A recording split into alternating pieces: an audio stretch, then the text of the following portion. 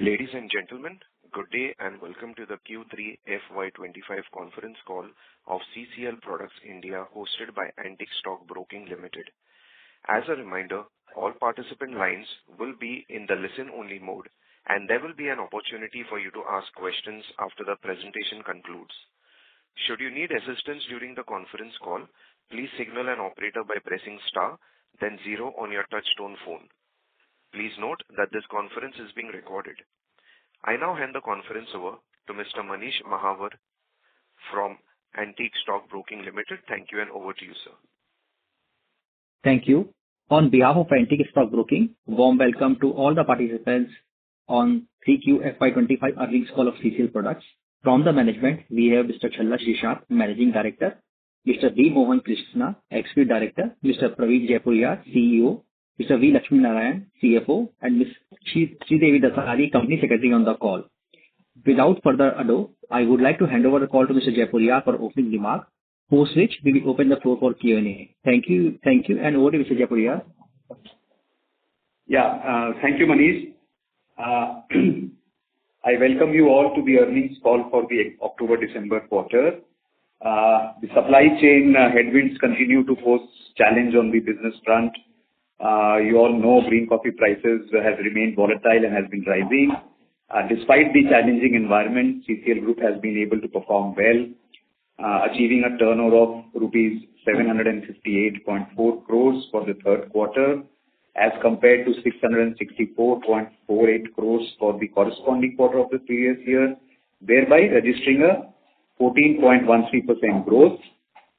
The EBITDA stands at rupees 127.22 crores, registering a 13.53% increase with respect to corresponding quarter, and the profit before tax is rupees 71.87 crores, registering a 7.77% growth with respect to corresponding quarter.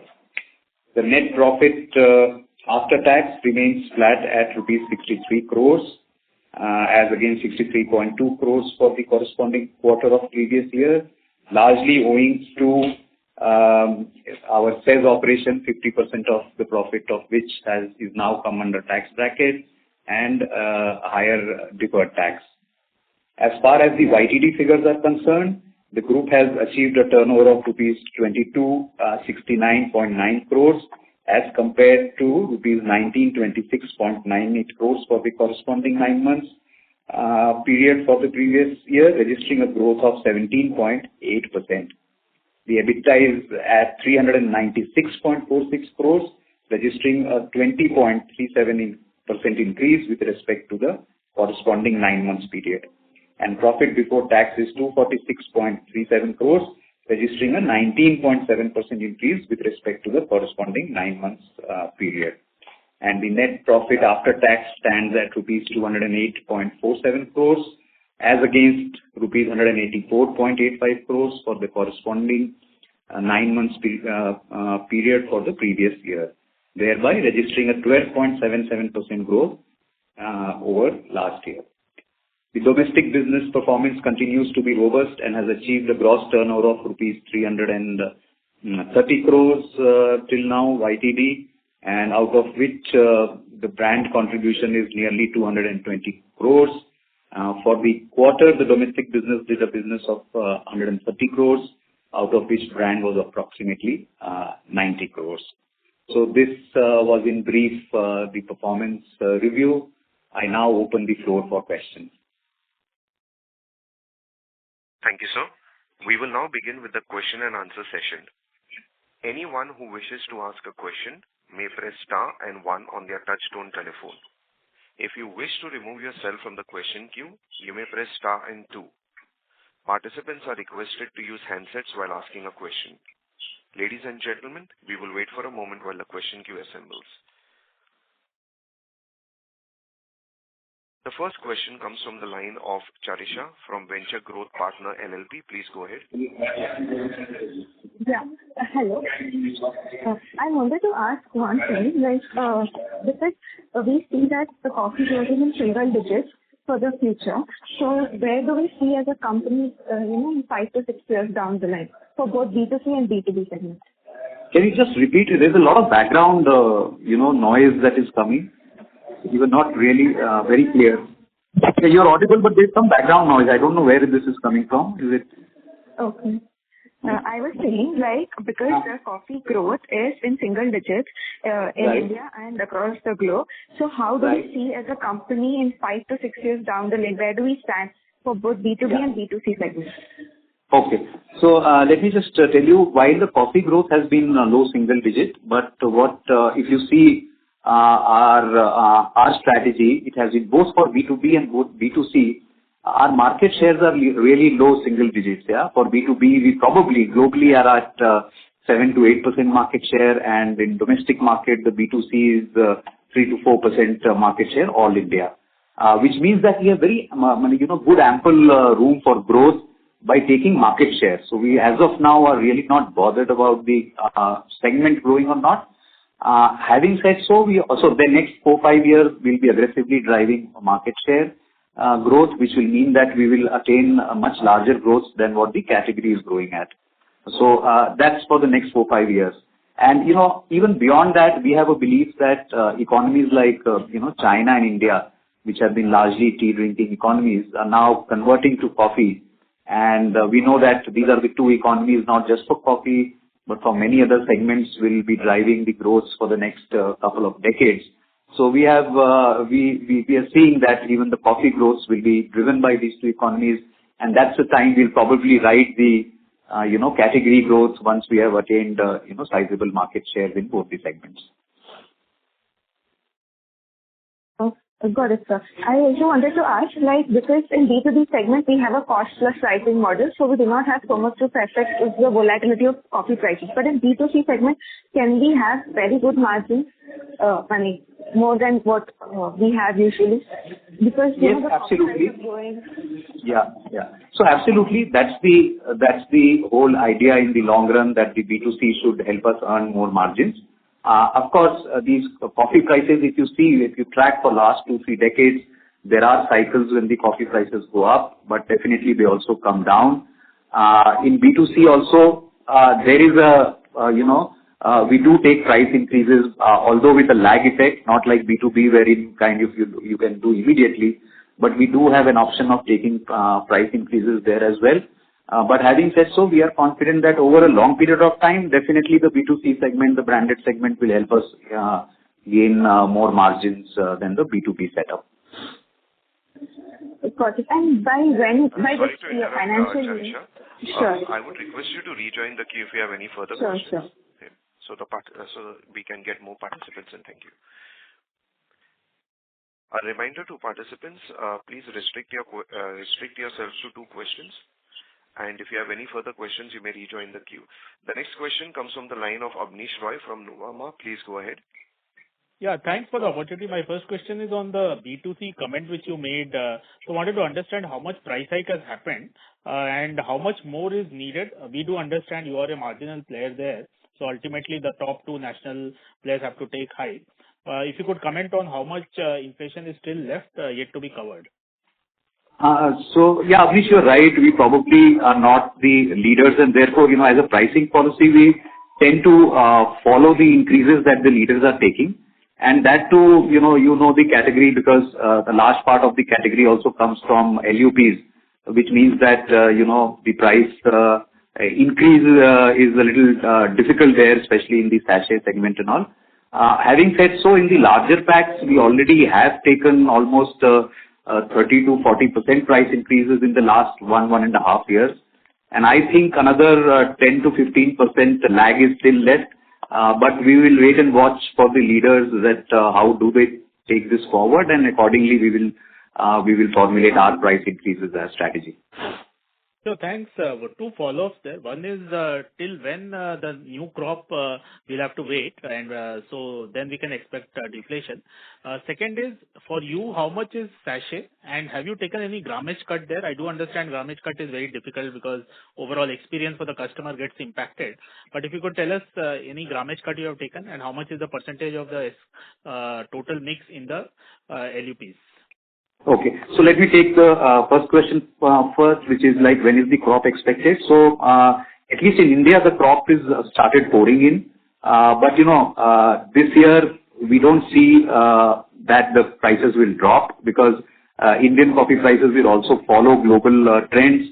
Globally, even after Vietnam crop has started to pour in and has started to come, we haven't seen any price reduction this time. So probably we'll have to wait for other crops to come in, which is Brazilian crop in May, June.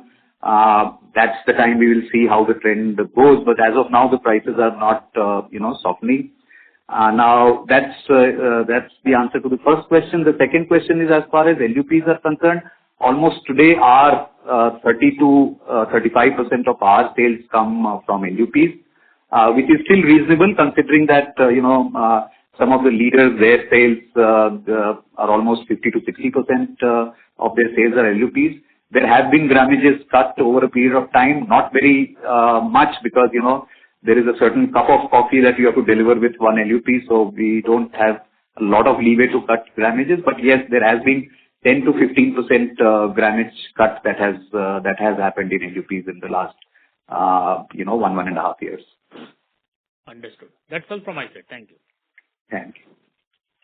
The next question comes from the line of Parth Agrawal from Bastion Research. Please go ahead. Hi. Thank you for the opportunity. Can you help me with the volume growth for the quarter on a YOY basis? So volume growth, if you see this quarter has been marginal around 3 to 4% or so. And the YTD, if you see the first quarter, we were around 13-14%. The second quarter was around 9-10%. So we are on a YTD basis close to 10% of volume growth. Yeah. Sorry. And secondly, sir, if I look at your margin sequential basis compared to Q2 FY'25, gross margins have been pretty stable or rather have increased. But when it comes to EBITDA margin, they have slightly declined. So any reason for that? Is it because you ramped up the new facility or is there some other reason? So if you see the standalone figures, there has been a little bit of a decline from quarter two, but probably a good increase from last year. Now, this decline from quarter two is largely because, is because of some of the variations that have happened. We also have started the new factory wherein some, products were made for intercompany transfers and all that. So that led to a little bit of a strain there, but these are not substantial in nature. As far as, the margins are concerned, in fact, if you were to look at a broader level, there has been improvement in margin. In spite of, the volume growth being closer to 10% at a YTD basis, you'll see the EBITDA margins EBITDA growth has been largely 20%, yeah. Also, margins really, when we tell people, we tell the margin should be looked at from a volume perspective, not at a value perspective, because value is because of our costless model. Whenever the green prices coffee is increasing, the margins optically will look that they're coming down, but actually they are not. On a per kg basis, in fact, we have improved our margins. Okay. And sir, is that the new facility went right now? I think it was expected by December. Which facility you're talking about? The 7,000 metric ton that was expected in... The freeze-dried capacity, this quarter we will commission that capacity. Okay. So we are still doing the trials. There are some, adjustments and balancing and stabilization that needs to be done. So instead of December, probably this quarter we will be stabilizing that and starting the operations. Got it. Just a last question from my side. So the B2C brand... I would request you to rejoin the queue, please. Those were your two questions. Thank you. Thank you. Thank you so much. The next question comes from the line of Chaitanya Sharma from TradeWalk Research LLP. Please go ahead. Hi, am I audible? Yes, yeah. Go ahead. Yeah. My question is, how will rising prices impact the demand of Robusta coffee and chicory blends in India, especially if you see in the HoReCa sector and among consumers? And if you could also shed some light on what's your sales percentage in North India as compared to South India, and which are your dominating markets? Okay, so the price increase actually affects all of the segments because the coffee component is pretty large, even if there is a chicory mix there. In the institutional and the HoReCa segment, they are a little more aggressive because none of the buyers would like to increase their end costing to the customer or the consumer. So pressures are there on the pricing front. Nobody likes higher prices.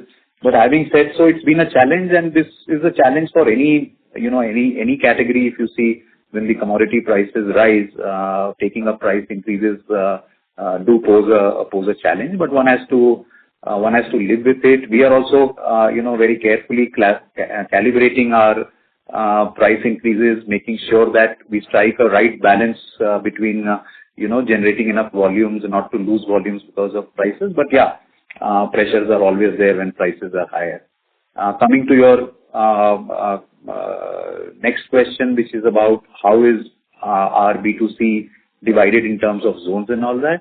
So, as of now, almost 65 to 70% of our sales still come from South, but that's how the category is also constructed. Probably we are a little ahead of the category by 5 to 10% when it comes to contributions, but that is because in the initial 4-5 years we were very focused in the southern markets. We were very keen to make sure that we are able to have a strong foothold here, and then spread our wings. As we say so, our contribution from the other markets, which is beyond South, has been now constantly increasing. Just to give you a picture, 2 years ago, our contribution used to be 80-85% from the South, which is now at 70%, which means that the other zones are also growing. We are also expanding distribution selectively. We don't want to be all over the place, but yeah, selectively in other zones also.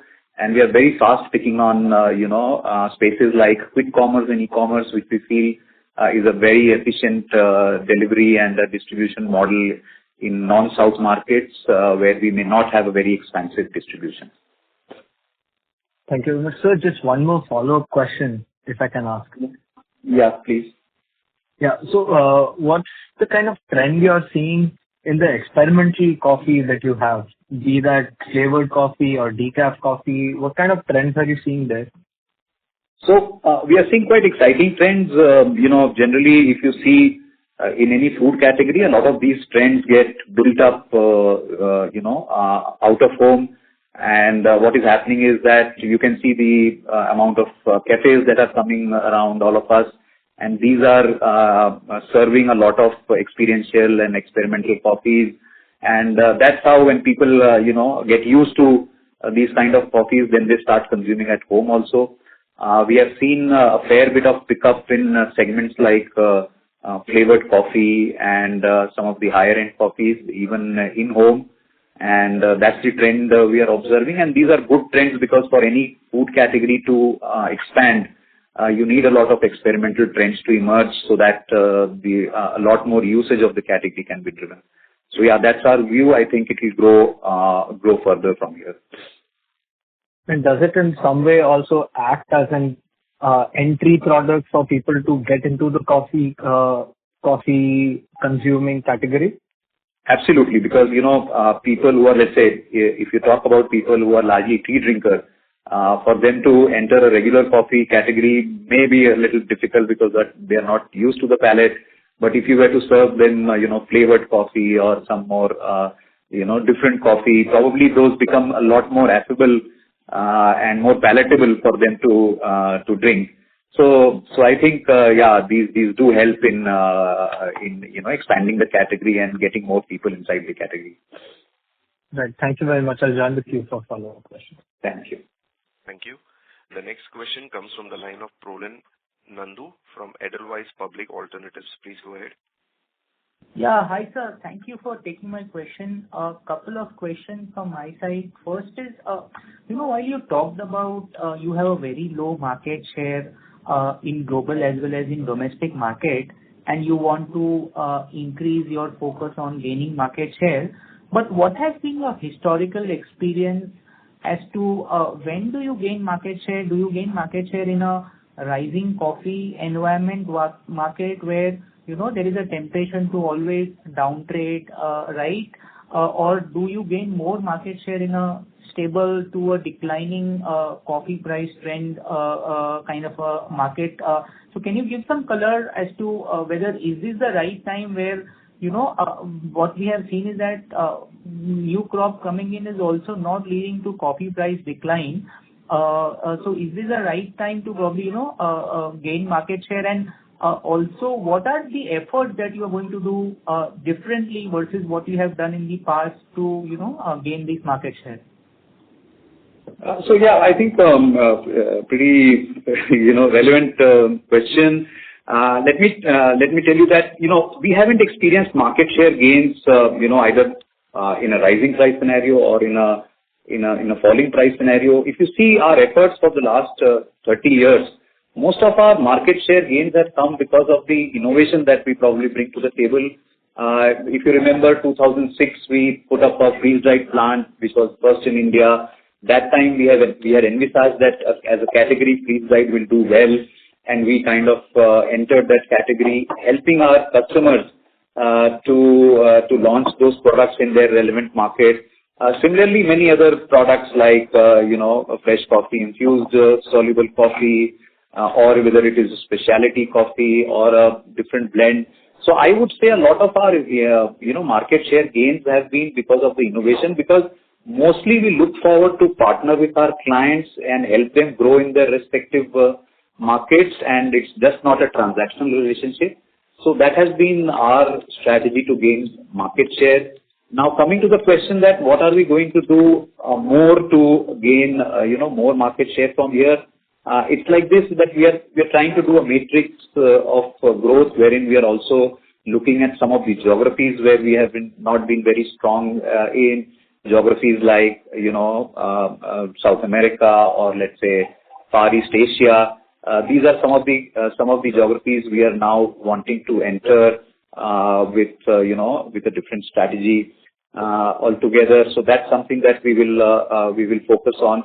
We're also focusing on a lot of product innovations in the current setup. We are looking to heighten our game in specialty coffee segments. We are seeing these trends coming up in the market. So as I told you earlier, that we are very focused on making sure that how do we come up with new innovations helping us to grow our market share.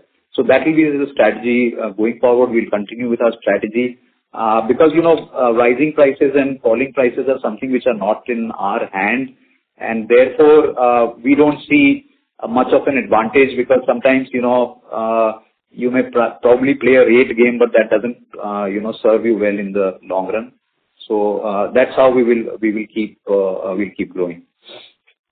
Sure, that's clear. Thank you for that. Second question would be on your domestic B2C branded business, where correct me if I'm wrong, you had a target of, let's say, 300 crores in B2C and then 100 in Insta, so total 400 crores. So can you help us understand where are we on our targets, and again, what are the kind of market share gains that we are witnessing? Some color on, some qualitative color on how you are doing in offline and online. So just wanted to understand your branded B2C and B2B India piece. Yeah. So in India piece, it continues to grow at a very healthy pace of around 40%, out of which B2C is growing at 50%. You are right. We had guided that this year we will end the total domestic business of about 400 crores. We are likely to be there 430-440 crores, out of which the B2C will be 300 crores. So we are well on track to achieve that. 9 months we already have done the B2C at 220 crores. So that is pretty much there. So we are growing well, and we are growing all across. We are gaining market shares in every quarter. Like I was telling earlier, that in South, now going forward, our strategy will be to penetrate market. Our share among handlers are almost twice as much as my market share. So which tells us that, distribution expansion will be the key to growth in the southern markets. In the north, east and west, we are looking to do selective distribution. Coffee anyways, as of now, is very urban phenomena and concentrated in large towns.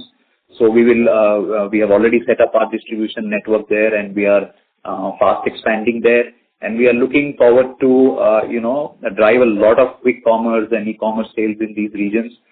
Today, we are doing very well on most of the quick commerce, very strong, much stronger number 3 players than what we are in, general trade.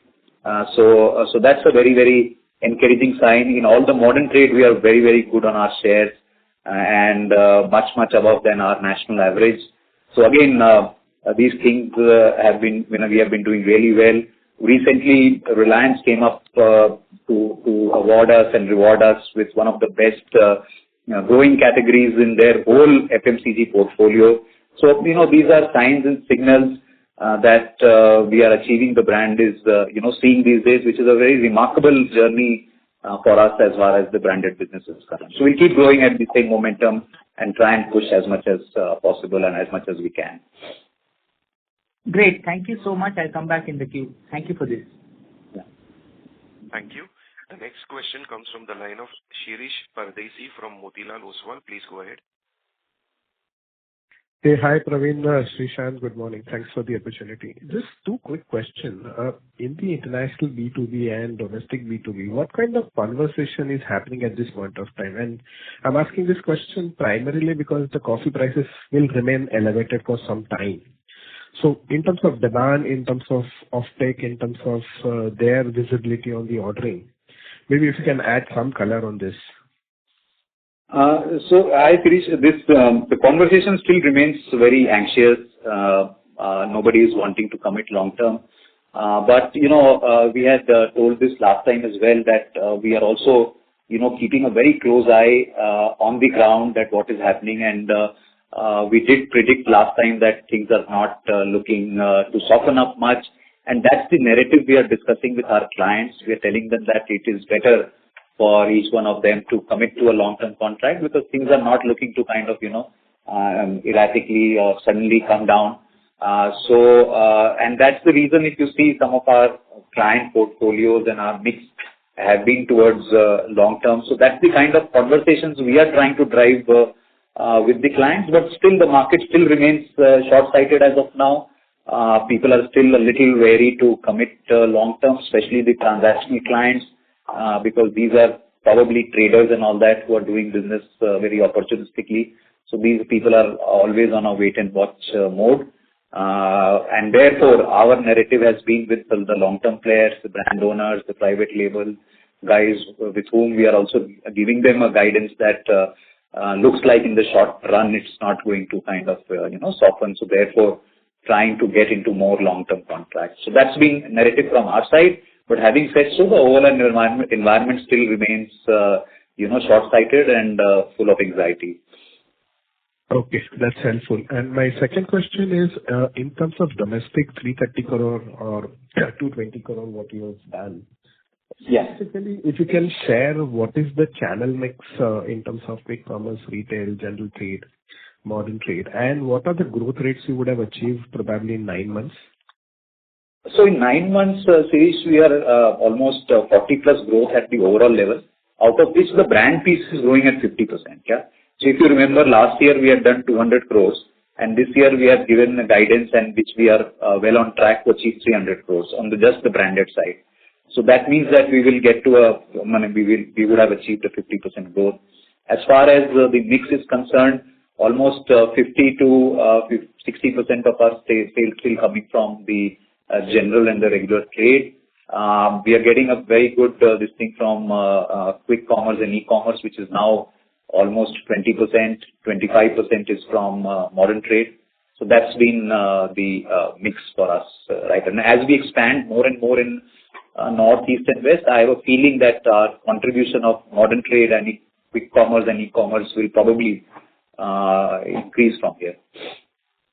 And growth rates and maybe follow up here, what is the distribution as of December you are holding? So growth, I told you, we're growing at 50%. As far as the distribution is concerned, we probably... Channel-wise.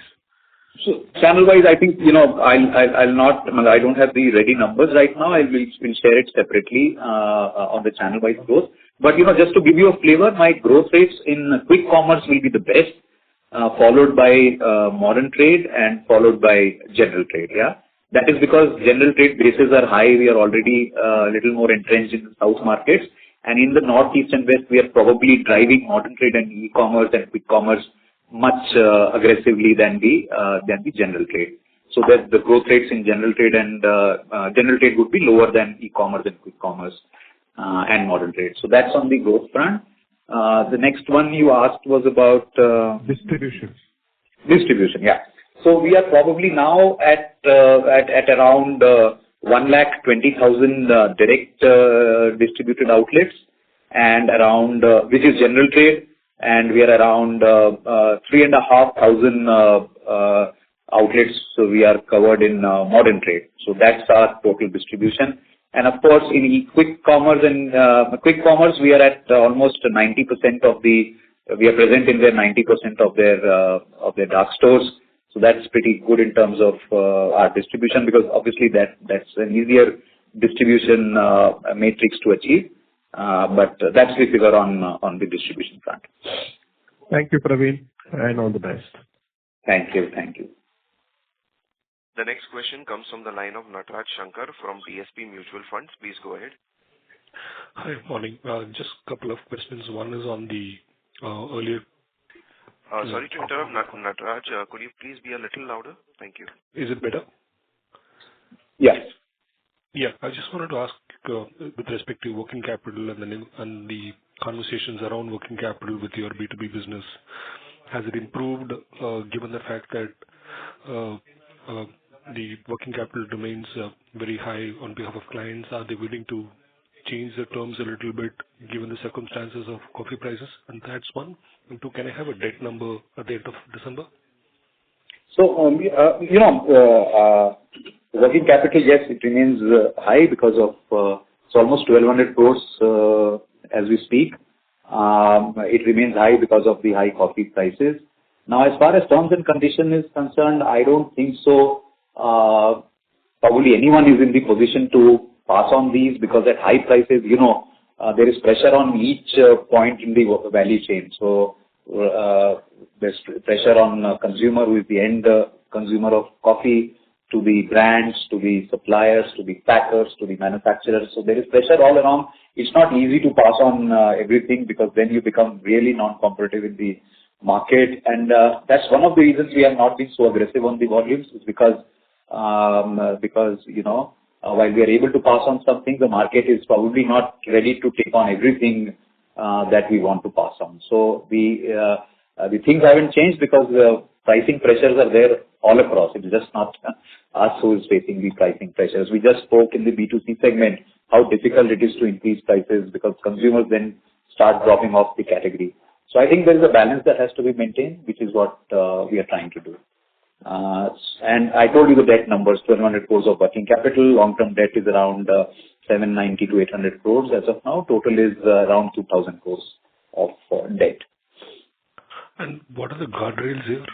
Let's say if this remains elevated for the next year, what kind of guardrails that you would have to ensure that the balance sheet doesn't go beyond a certain point, or cash flows doesn't impact while you continue to grow, not taking the eye on that? So we are working on a lot of things. We are working to see that how can we kind of keep the interest rates as low as possible. If you see our interest rates for the global, for the group, is almost 5.25%, which is much lower than what the environment is offering you. We are making sure that we finance it. We have operations in India, Switzerland, and Vietnam, which means that we are also trying to juggle in a way so that our financing rates remain as low as possible.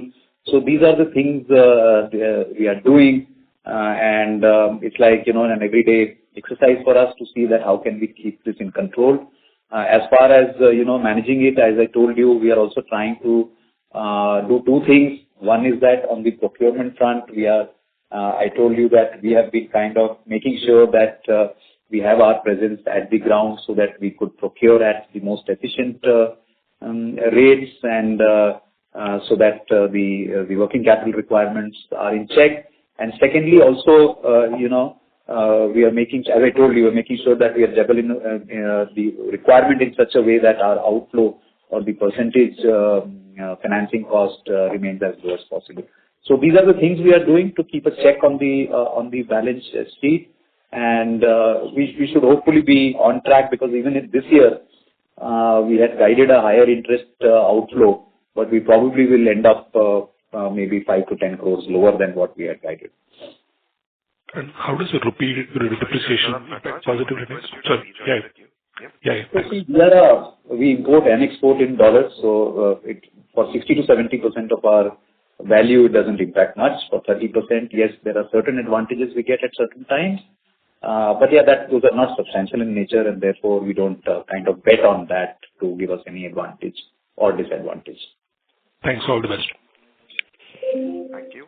The next question comes from the line of Kashyap Javeri from MK Investment Managers. Please go ahead.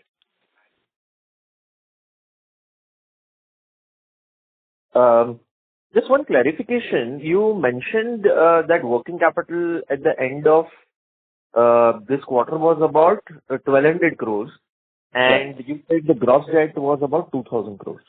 Right. Does that mean that versus September and March last year, we have seen at least a decent about 10-20 days improvement in working capital number? From last year? Even from September, if I look at, let's say, September 24 number, your working capital at the end of September 24 was roughly about 1,300 and something crores, which now is about 1,200 crores. If I look at March, even in fact, March was, almost about 1,200 crores, so which is like a flattish number. Yeah, so it was mostly flat. I think 40 to 50 crores of variation was there, not much. I don't think so. These are substantially strategic. Strategically, there's anything that has changed more because of a little bit of a variation from quarter to quarter. Sometimes what happens is that when you're procuring coffee from far off shores, logistics time and all that could tilt the numbers a little bit here and there, but there is no strategic shifts in the numbers between the quarters. That is what I feel. Okay. Yeah. Thank you so much. The rest of the questions have been answered. Thank you. Thank you so much. The next question comes from the line of Sumit Sarda from Compound Everyday Capital. Please go ahead. Hi, sir. Hope I'm audible. I had just one question around the domestic branded business. The leader has indicated that they have taken price increases and plan to take more price raise. And you also guided that you also taken 30-40% price hikes in last 1 year. But this is also a period when domestic incomes and demand under pressure. So maybe customers of maybe leader brands might be most open to try reasonably priced alternatives like us. So how are we planning to play this? Get aggressive, maintain or maybe increase the discount versus leaders, and get aggressive on distribution to garner market share aggressively, or stay focused on maintaining the spread versus leaders? Yeah, so I think again, as I told in my previous comments, is that we also will try and strike a balance. Now, again, if you see the category construct, it's pretty complicated. So there is a category of single serves that are there. Their price increases are, you can't take price increases for a 2 rupee or a 5 rupee sachet. And maybe you can take a little bit of a grammage reduction, but not beyond a point. So those are places where we are also growing. Our distribution is growing. If you see, the first leg of our distribution was probably the A-class outlets were more of large pack sales. Now, once we are trying to increase the penetration to B and C, we probably will have to be aggressive on some of these small packs where price challenges will be there. Now, coming to the rest of the category, which is the large bottles and the large pouches and the large packs, and the rest of India market, there we will also take price increases because we also have to balance the margins. One thing is good about the category as of now. Let's say good and bad. So the good part is that it's still in the rest of the country beyond south. It is still concentrated to the upper strata of the income class, which means that you have a better price elasticity there. Wherein some of the other categories where commodity prices when they go up, you fairly have a lot of price inelasticity. So that's the thing which will help us balance it out. We are also looking to enter some of the premium segments. Probably this quarter we will be entering into a couple of other higher end segments, which will also help us maintain that balance between penetration and being aggressive, and also at the same time maintain the margins. Understood. Just if I can squeeze in one more, can you share update on your kiosk? I think you had started few kiosks. Any new additions? How has been? Not really. We had guided last time also that we have started 3 kiosks. 3 kiosks in not kiosks. These are 3 quick service outlets by the name Quantico in Hyderabad. We are still building it up. These are very initial days. How retail is a little, it's not so easy to kind of scale it up very quickly because first we want to be very sure of the proof of concept. So we're working on that. We are seeing how this thing grows. As of now, we are not looking to add anything. As and when we have established the proof of concept, and that's the time we will see that how do we want to expand it and what is the model that we will want to follow on this. Thank you and all the best. Thank you. The next question comes from the line of Deepak from Sundaram Mutual Funds. Please go ahead. Yeah, thanks. Am I audible? Yeah, Deepak, you are. Yes, sir. So, sir, I heard that this quarter our YY growth rate in volumes was 3%, right? 3 to 4%, yeah. I just want to understand the past, several times we have guided that 15% on an average is what we want to do. And around 3%. So, where is the negative surprise coming from? Is it from the Indian operations or is it from the Vietnam operation? If you could please provide a split between volume growth between India and Vietnam's operation. Okay, so I think, I will not be able to provide you the exact split in terms of volumes because that's not, we share openly. However, I'll give you a color that, you asked about that we had given a guidance of 15% or so. Is this quarter 3% or 4%? Is it an aberration or are we seeing a long-term trend here? So, if you see while for last 3-4 years we have been guiding a 15% or so plus volume growth, at the start of the year, considering the volatility in the market, the high prices, we had indicated that this time our guidance will be between 10 to 20%. If you see the first 2 quarters, we were, pretty much in line with our guidance. This quarter has been a little aberration, and the aberration comes from the fact that at both places, India and Vietnam, there has been some volume, not growth reduction, not volume reduction, growth reduction. And that has come largely because, as I was telling you, we have not been so aggressive in the 20% or 25% of our volume comes from transactional business, the opportunistic business, the low margin volume builder business. That's something that we probably could not be as aggressive at this point of time, considering the market scenario.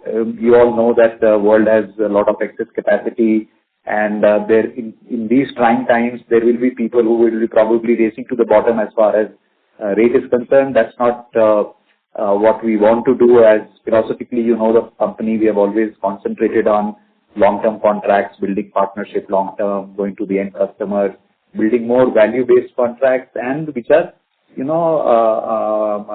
margin plus for us. And that's the reason even with 3-4% volume growth, you'll see that the EBITDA growth are pretty much in line, 13-14%. So that's the guidance we will maintain. In the long run, we are looking for 15% kind of a growth. Yes, there'll be a quarter here or there where there could be some aberrations, but as of now, we are only seeing these as aberrations rather than a long-term trend. Okay, so I was not, thank you for an elaborate answer. I was not asking for the volume number. I was asking for the growth number YY between Indian and Vietnam operations. Yeah. So India growth was a little flattish because the new capacity has just come in line. So India growth was just flattish.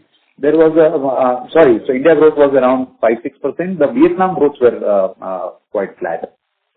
So, and Vietnam, we do a lot of these, low margin customers and opportunistic sales and all that. So that was a little flattish this quarter. Okay. And so one final question. So as we have discussed that in several past calls also, that 15% volume growth that we aim for, let's assume that we don't deliver those volumes in FY'26 and FY'27, next 2 to 3 years. So at current beans prices, what could be our peak debt level? Suppose we don't increase the prices, at these levels, we had indicated that this year end the peak debt would be around 2,200. But going forward, I think now all the capacities are in place, all our capexes are in place. There won't be any, addition as far as long-term debts are concerned. And every year, probably 150 to 200 crores, we will start repaying as well. So I don't see the peak debt levels going beyond 2,200 crores in the next year or the year after that also. In fact, it should start reducing but because we'll be repaying it. And this is despite you're saying, let's say, 10 to 15% volume growth and coffee beans. No. This I said, you said that, if there is no volume growth, there will be reduction. Even if there is a 15% volume growth, probably it may remain at the same level. Okay. Thank But you. we will have to take it up, every quarter we probably will have to re-guide you on this depending on how prices are panning out. But I don't see in the long term more stresses coming or addition in the peak debt levels. Okay. Thank you so much, sir. Thank you. The next question comes from the line of Senthil Manikandan from iThought PMS. Please go ahead. Good morning, sir. Thanks for the opportunity. Sir, first question is on the sales side. So I understand that we follow the cost-plus model, but this time we have sort of 14% revenue growth with a 3 to 4% volume growth. But year over year, coffee prices has gone up like upwards of 50 to 60%. So how to look at it, this number, sir? No, so if you see a large portion of our contracts are also long term. So while the coffee prices would have gone up, we probably are buying coffee. Our buy would have been done 6 months, 12 months prior also. Yeah. So therefore it gets averaged out. So there are quarters you would have seen there are 20-30% growth. There are quarters you will see a lesser growth in terms of price. So that really is a combination of how far away did we do the contract and what contract do we not do. That also explains because, much of the opportunistic buyings are very short term. Yeah. And if you see that's the volume we have not kind of bought, which also explains that a lot of these volumes are coming from long-term contracts. So we may not see such price spikes in the portfolio.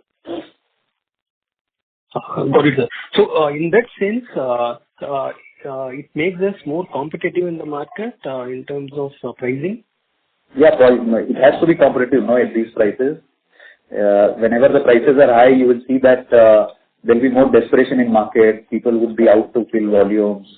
There were people who will sell it even in negative margins because they need to run the plant. So I think it's been a very, very tough scenario for the whole industry globally. And that's the reason when I started my commentary, I did say that despite these challenging environment, the performance has been pretty good. Okay, sir. Got it, sir. Thanks, sir. Thank you, sir. Thank you. The next question comes from the line of Richa from Equity Master. Please go ahead. Thank you for the opportunity, sir. So my question is, let's assume the coffee prices do not come down. And my understanding is that for FDC, the demand is a bit inelastic and maybe the customers will also get used to high coffee price environment. For FY'26, considering the new capacity also coming in, what would be a conservative growth or volume growth estimate that you could share? Because 10 to 20 is quite broad, but with the new capacity coming in, do you think we could do 15% at least? So we could actually, but really will depend on the couple of next quarters. We are trying our best to but while we are being aggressive in the market, what we are focusing more is on the long-term contracts, building better clients. And that is why if you see, even if the guidance of 10 to 20%, you could see it as a broad. The other way to see it is that I would say that it's pretty specific because considering the kind of volatility that is present in the market, this is quite a specific guidance that we have given. Second thing is that the guidance, if we see ultimately what we have always maintained that our volume growth and our EBITDA, the operational profit growth, will be in line. So in spite of getting a 10% or so volume growth YTD, our EBITDA growth is 20%, which means that we concentrated more on better margin contracts, which has helped us to deliver these kind of good operational profit numbers. Going forward, I think we will have to wait and see that how do we drive the business forward. Having said so, I'm not wanting to say that there is any let-up in our aggressiveness in the market to get a volume growth of 15%.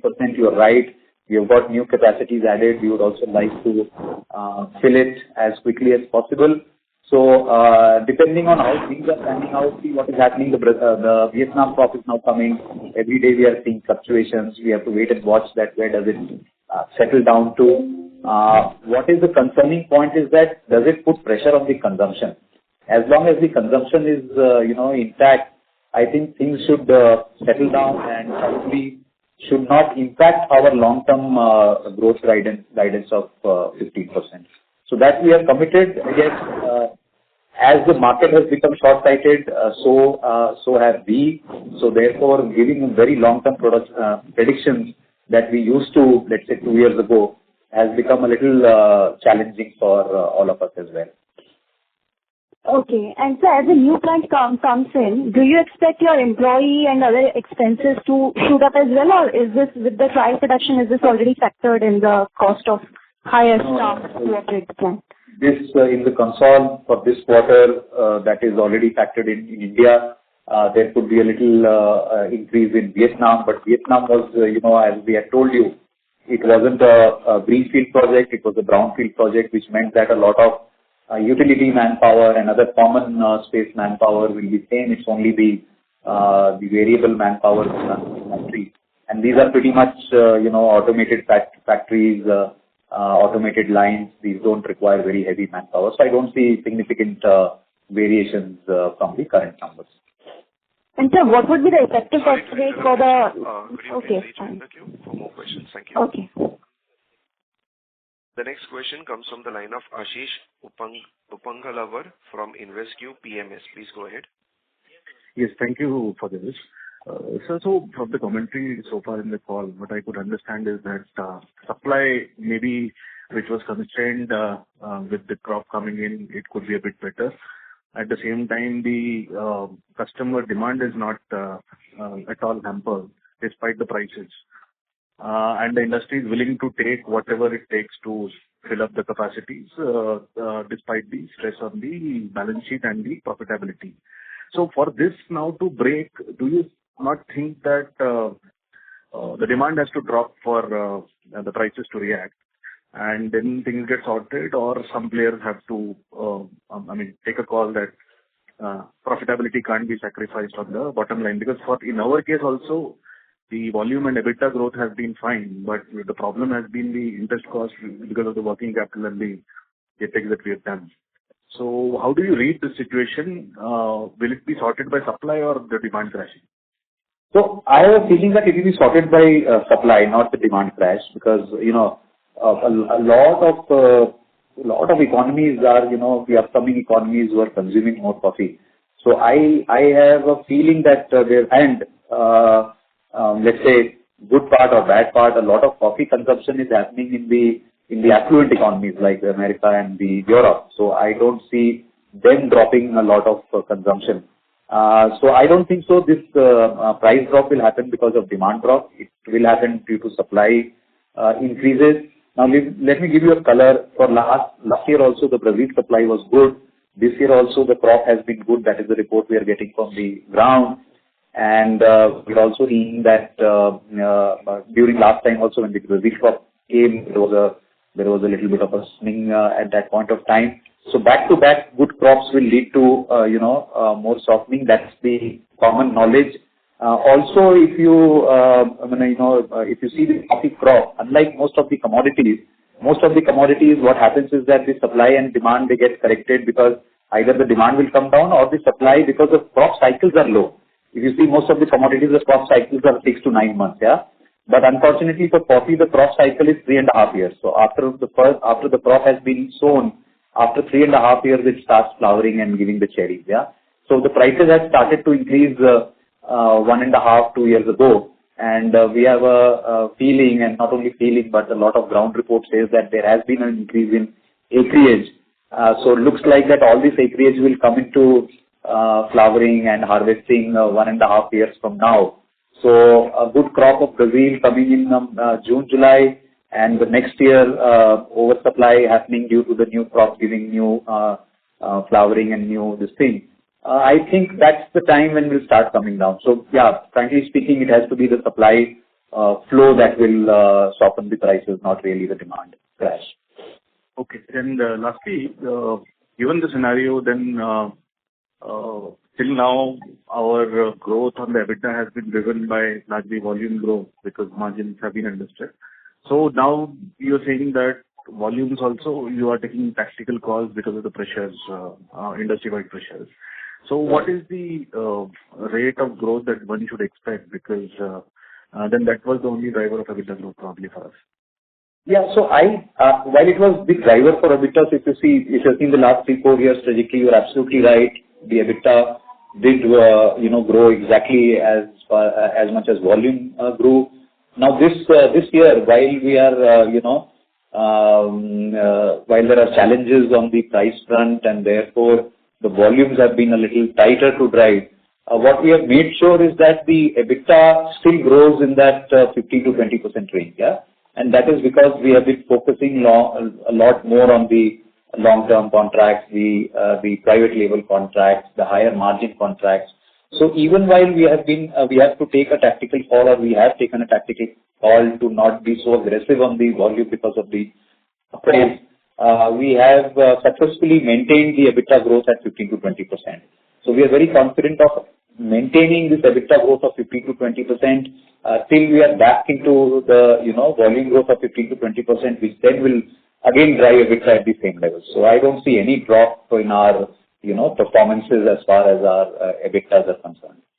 So just to confirm this, EBITDA growth will be around 15-odd%, and just I'm taking confirmation, 15-odd% EBITDA growth, and since volumes are not increasing and we don't want to inflate our balance sheet further on working capital, our bottom line can grow at a better rate probably if interest costs will remain the same. Absolutely. Thank you so much. Okay. The next question comes from the line of Vigesh Iyer from Sequent Investments. Please go ahead.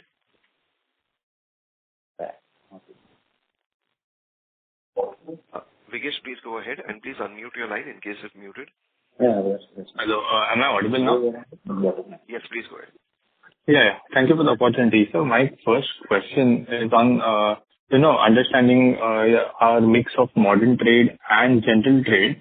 The idea being, since the coffee prices have been increasing and there is a pressure, as in we cannot increase the prices very much. How are we seeing this mix of modern trade versus general trade, considering on modern trade side, you experience a comparatively lesser margin versus general trade, or is it a different scenario for us when it comes to, quick commerce, e-commerce for that? So, it's a little different than industry standard. You are absolutely right. For industry, the modern trade and the e-commerce, the margin has been, is quite lower than the general trade. But for us, it has been quite not quite, but at least a significantly different story than what the industry practices are. And I'll tell you why. It is basically because even if you see the modern trade and the quick commerce and the e-commerce that we have developed, we have created actually, our demand creation has not been only focused on the quick commerce and the modern trade and the e-commerce. Yeah. So a lot of our demand generation happened offline, which is the traditional methods of demand generation, which has helped us a lot in e-commerce, quick commerce and modern trade. Now, what has happened is that most of the growth in modern trade, quick commerce and e-commerce are led by this, and therefore, things like my, let's say, spend to sales ratio is almost 1/3 of the industry standards. Yeah, and therefore we earn equally good margins in modern trade and quick commerce. In fact, to give you this thing, when we began our journey 6 years ago, the modern trade teams were not ready to keep us because they were not sure of our optics and all that. But what we didn't do, which most of the other people do, is that, push listings through higher payouts and higher amounts being spent on displays and things like that. What we started doing is we started building the brand offline and through general trade, and we took it step by step. So, for example, in 2019, we had to, when we started with Reliance, it was just 10 stores in Hyderabad. Yeah, that is what they said. That they said they're not very confident and they will only do 10 stores. But we didn't want to kind of overspread ourselves and overspread by paying money. So we took it from 10 to 20 to 30. And 1.5 years ago, is the same Reliance who came back to us and said that, we want to expand to all stores of our network across the country. Yeah. And therefore, what happened is that the buying power, the purchasing this thing or the driving thing was not with Reliance but was with us. And that was pretty much possible because of the traditional ways of marketing and sales that we started with in general trade. So therefore, our general trade model actually has helped us to earn equally good margins. So even going forward, as we expand more in modern trade and e-com and the quick com, I don't see our margins coming down. Okay. So if I just could understand it, did I understand right? I mean, on a deep discounting model, are the e-commerce or quick commerce taking it on their side for our product? So a lot of it, they do it for themselves as well. There is a certain partnership model that we enter into. We also have been pretty distinct that beyond a point we don't deep discount. There are days and times when they kind of push it harder by putting in money from their side. So, but we have made a model wherein we kind of, beyond a point don't deep discount. And a lot of our demand is being generated because of the work that we are doing outside. So they also have no option but to keep us, even like a platform like Blinkit, which is very strong in North, actually has or is wanting to take our products so much so that they told us that since we want to grow our network in South, we would want to use, and considering Continental Coffee is doing well in South, we would want to use Continental Coffee to drive our network. So actually it's been a very fair play between us and the quick commerce and the modern trade platforms. Yes, it is difficult. I won't say that it's been easy. Still the pricing talks and all that are pretty aggressive from both sides. But at least we have been not, being made to kind of succumb to all their demands. We have been able to hold our fort ourselves also, making sure that our margins don't get affected. Okay. So just one question on my side is on the total gross block side of 800 crores at consolidated level. Has the entire block been capitalized now? I think that's block capitalized. No, partly it has been capitalized. We have two projects. One is in India, another one is in Vietnam. The Indian part is capitalized and around 400 crores. And the Vietnam project is likely to be commercialized during this quarter, and maybe end of the quarter it is going to be capitalized. Oh, okay, sir. Got it, sir. Thank you for the detailed explanation and all the best, sir. Thank you. The next question comes from the line of Rakesh from Nine Rivers Capital. Please go ahead. Hello. Thank you for the opportunity. Am I audible? Yeah, you're audible. Just be a little louder. Little disturbance is there. Okay. Sure, sir. Thank you very much. Sir, one question with respect to the coffee prices. We have seen this industry, the coffee manufacturing industry is very fragmented industry. There are two players like CCL, which is the top manufacturing players. But I want to understand, because the coffee prices are higher from the last 15 months, have you witnessed the customer which are buying from the small players? Have they come to that they want to do business with you rather than going with the smaller players which are struggling with high coffee prices? Yes, we have actually. I may not, directly correlate with some of these new players which are coming. They were buying from small players and they have come to us because, as I told you, we also have been concentrating with the larger buyers, more brand owners and long-term buyers. And generally people who buy from small-time players are the transactional ones. So I cannot really for sure say that I've got from smaller players. But there has been another trend that we have been noticing that we generally, over a quarter we will get a couple of or 2-3, proposals for taking over manufacturing units of smaller players, which probably is an indication that the smaller players would be finding it even more difficult to manage the working capital and the operations of their plant. So that is a sense that we are getting. But if you ask me, have you got more people or more buyers from smaller players? I don't think so. I can definitely say an yes to that. Okay. Sir, second question with respect to the CapEx for the F'26 and F'27, if you can talk. About the CapEx? Yes.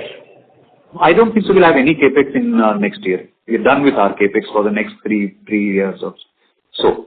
Because most of our capacity building is over now, we are good to grow for the next 3 years, so I don't think so we'll have any more CapExes. So continuing on that part, if there is no CapEx or very maintenance CapEx, only maintenance CapEx, and the coffee prices remain same, we can do a larger chunk of payment towards debt. Is that understanding correct? Yes, absolutely. So I think that's the sweetest spot that we can get into, because going forward every year, as I told you, 150 to 200 crores of debt retirement will happen. And if the coffee prices will come down, this is a double benefit that we'll get. So then things will probably get vastly rosy for all of us. So just one last clarification on the tax part. Rakesh, those are your two questions. Okay, sure. Thank you. Ladies and gentlemen, I would now like to hand the conference over to the management for the final comments. Yeah, thank you team for arranging this call. Thank you, Manish, and I thank all the participants. Wishing you all a very happy new year, and we look forward to meet you in the next quarter.